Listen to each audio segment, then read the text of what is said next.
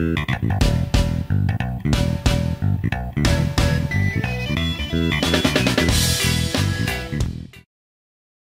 Friends, Marathi take मसालामध्ये तुमचं पुन्हा एकदा स्वागत करते।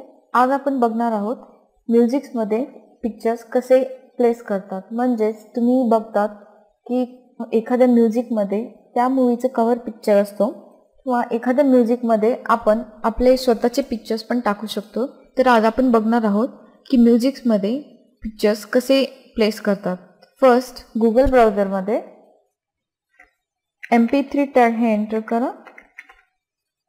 MP3 टॅग एंटर केल्यानंतर तुम्ही बघतायत इथे काही लिंक्स आलेल्या आहेत। तर आता तुम्ही इथे बघतायत MP3 टॅग फ्री डाउनलोड।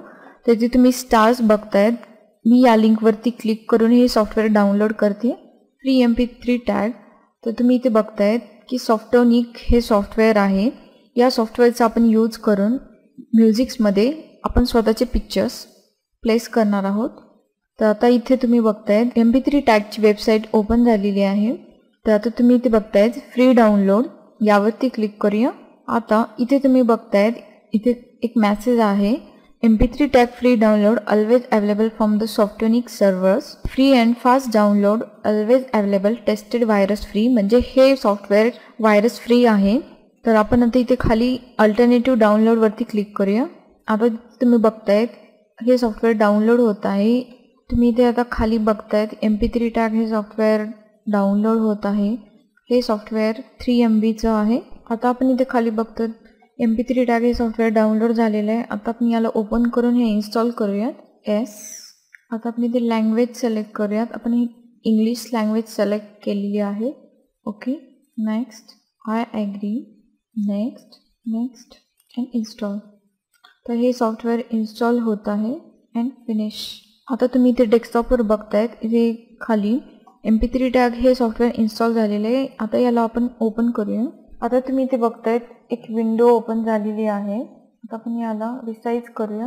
आता तुम्ही इथे बघतायत इथे वरती ॲड डिरेक्टरी एक ऑप्शन आहे आणि फाईल ऑप्शनमध्ये ॲड डिरेक्टरी इथे ऑप्शन आहे।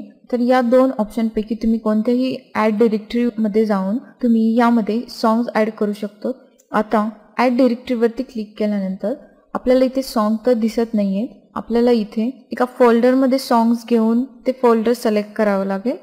आता आपण याला कॅन्सल करूया। आता आपण सॉंग्सचा फोल्डर क्रिएट करूया।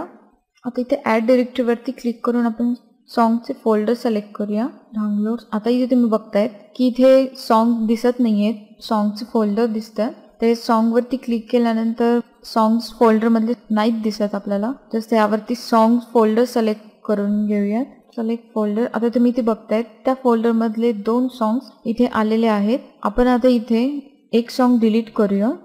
आता हे फंकी चंक सॉन्ग आहे, तर यावरती आपण एक पिक्चर्स प्लेस करूया।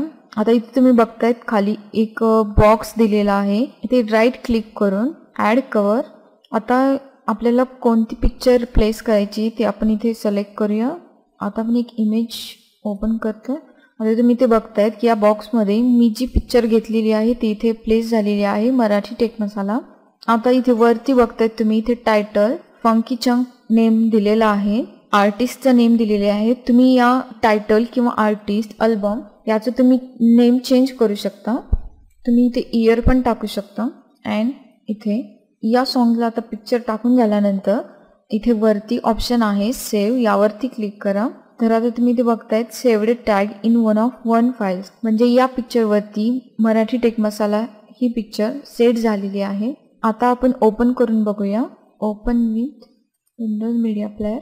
आता तुम्ही इथे बघतायत फंकी चंक ह्या म्युझिकला मराठी टेक मसाला ही पिक्चर ॲड झालेली आहे।